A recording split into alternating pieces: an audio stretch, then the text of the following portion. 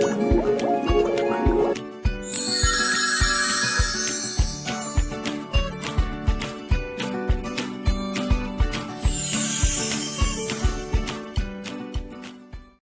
morning, Standard 12th, and today we'll deal with Principles of Scientific Management by Henry Fayol.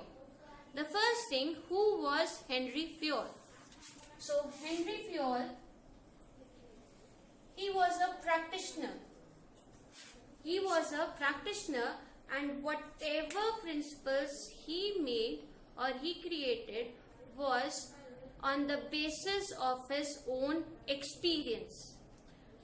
And he wrote a book which is known as Theory of Administrative Management. His main work is related with the top management. So, 3 things about Henry Fayol you have to keep in mind. He was a practitioner. Whatever principles he formed were by his own experiences, and his majority of the work is done for the top management.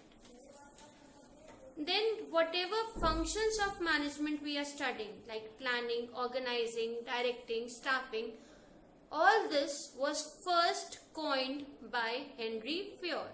So he was the first person to use all these things, but he gave some other names.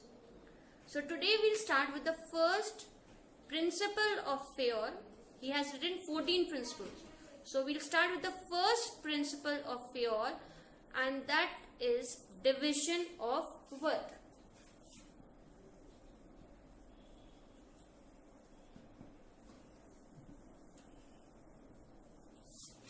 और किसी ने मुझे कहा कि मुझे NCERT book का number, page number भी share करना चाहिए, तो I'll share the page number with you.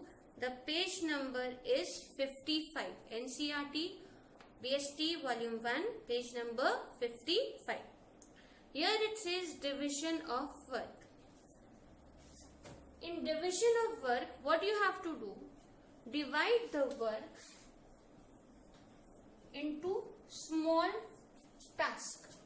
Divide the work into small tasks, and each task should be performed under the guidance of a specialist.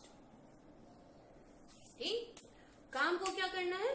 छोटे छोटे parts में divide कर देना है, जिसको हम कहते हैं टास्क, और हर काम को देखना है कि वो एक स्पेशलिस्ट के अंडर परफॉर्म हो। इससे 2 फायदे, हिट एंड ट्रायल मेथड नहीं होगा, प्रॉपर वर्क होगा, वेस्टेजेस कम, कॉस्ट ऑफ प्रोडक्शन कम, तो आपकी एफिशिएंसी बढ़ जाएगी। ठीक है, तो फर्स्ट फायदा, एफिशिएंसी इंक्रीज होगी। क्यों? क्योंकि काम स्पेशलिस्ट के अंदर हो रहा है, रिसोर्सेज का वेस्टेज कम है। और दूसरा, स्पेशलाइजेशन बढ़ती जाएगी, यानी आप उस काम में परफेक्ट होते चले जाएंगे। So that was division of work. इससे एक और फायदा है, काम जब बटेगा तो सबको कुछ ना कुछ करना होगा, सिर्फ एक आदमी को सारा काम नहीं करना होगा। तो work has to be divided into small lots, that is task, and each task has to be performed under the guidance of a specialist. This will see that every person is working to his or her fullest efficiency. हर बंदा अपने लायक काम कर रहा है। ऐसा नहीं है कि किसी को बहुत काम करना पड़ रहा है और किसी को बहुत कम काम करना पड़ रहा है। So that was the first one, that is division.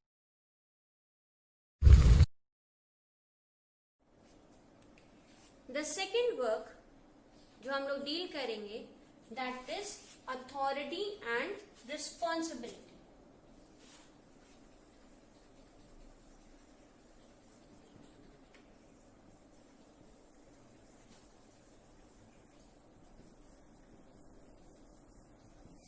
ठीक है, this is NCERT page number 56. NCERT page number 56. What is authority? Power to get work done by others, यानी power to command,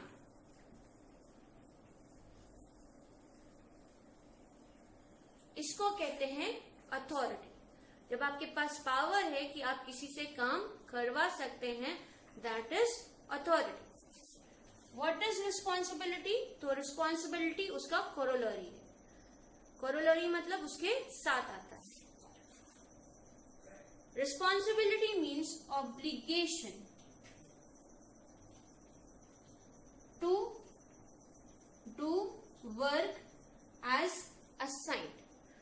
ऑब्लिगेशन का मतलब you have the obligation, responsibility का मतलब you have the obligation to do the work which was assigned to you.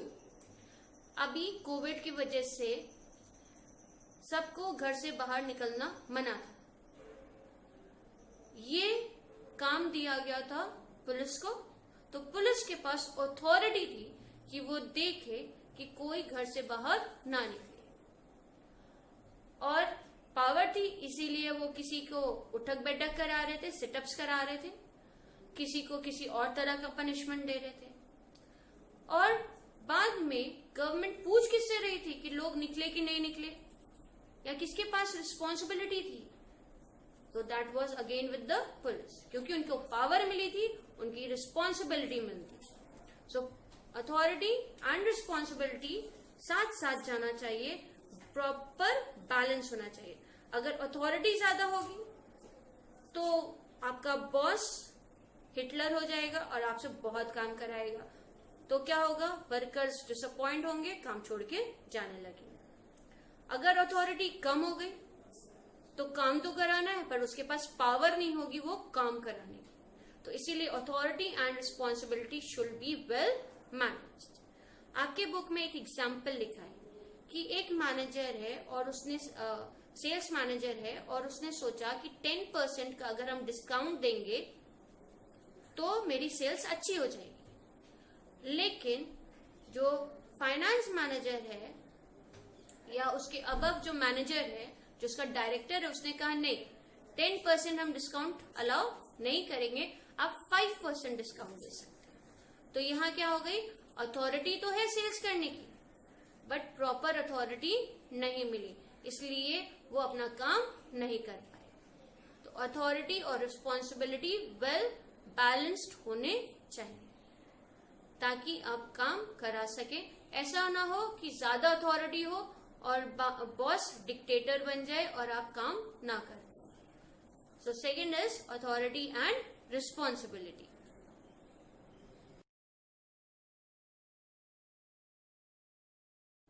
The next one is discipline.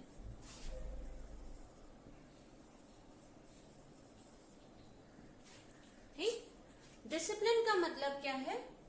Obeying rules and regulations of the organization. Rules और regulations को मानना। और 11th में आपने पढ़ा था कि रूल्स और रेगुलेशंस जो लिख के मिलते हैं उसको कहा जाता है code, CODE, code of conduct. याद है? तो डिसिप्लिन से जनरली हम क्या समझते हैं कि ऑर्गेनाइजेशन के रूल्स और रेगुलेशंस जो टॉप मैनेजमेंट ने फ्रेम किए हैं उसको ओबे करना है। ये इंटरनल के लिए भी होता है और एक्सटर्नल डीलिंग्स के लिए भी होता है। लेकिन डिसिप्लिन के साथ एक और चीज आती है, that is you have to fulfill the commitment made by you to others. यानी अगर मैनेजमेंट ने कहा है कि वो सैलरी इनहांस कर देंगे, किससे कहा है? वर्कर से। ठीक, उन्होंने कहा कि वर्कर अगर 1 घंटा एक्स्ट्रा काम करेंगे तो सैलरी इनहांस कर देंगे। तो 1 घंटा वर्कर को काम करना है, वर्कर अग्री कर गया है तो वर्कर को अपनी बात माननी है, और अगर वर्कर अपनी बात मान गया तो मैनेजमेंट को भी अपनी कमिटमेंट पूरी करनी है। यानी जो बात उन्होंने एक दूसरे से प्रॉमिस की या एक दूसरे से कही उसको फुलफिल करना है।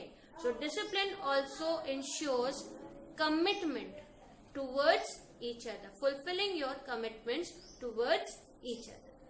This is all for now. We'll continue in the next class. Thanks for watching.